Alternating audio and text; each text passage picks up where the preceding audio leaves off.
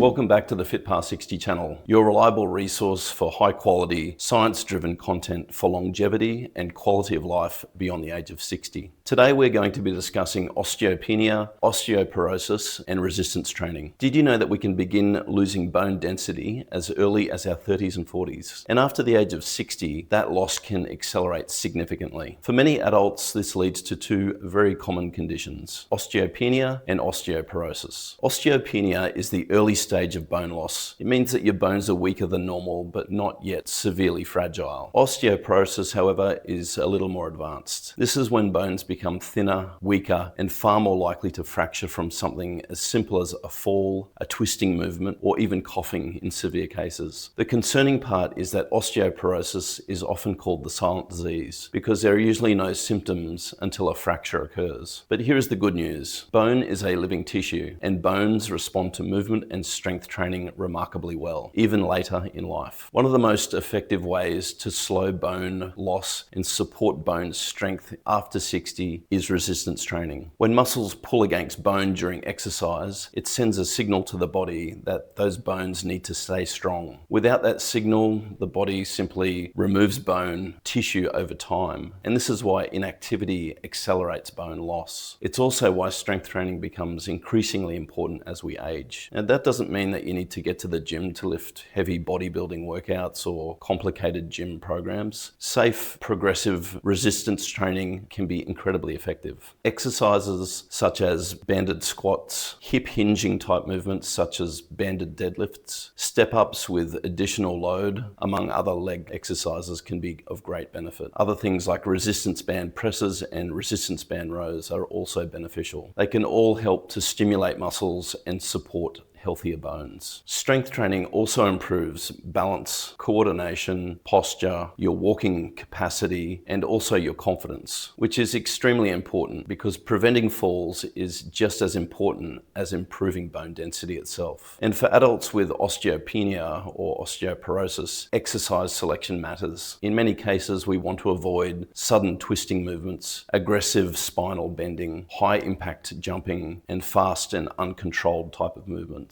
Instead, the focus should be on controlled, posture-focused strengthening exercises performed with good technique. And one of the biggest myths that I hear is I'm too old to build strength now. Well, that's simply not true. Research has consistently shown that adults in their 60s and beyond can improve their strength, their muscle mass, their balance, their physical function, and their bone density, and of course, their quality of life. The goal here is independence and to keep moving confidently, to reduce our falls risk, to stay strong enough to continue doing the things that we enjoy doing. Because aging well is not just about living longer, it's about staying capable, it's about staying active and independent for as long as possible. Stay tuned to this channel for more science-driven content, and I look forward to helping you soon with the FitPast60 longevity and mobility program that will harness progressive strength training at home. I look forward to seeing you soon. Thanks.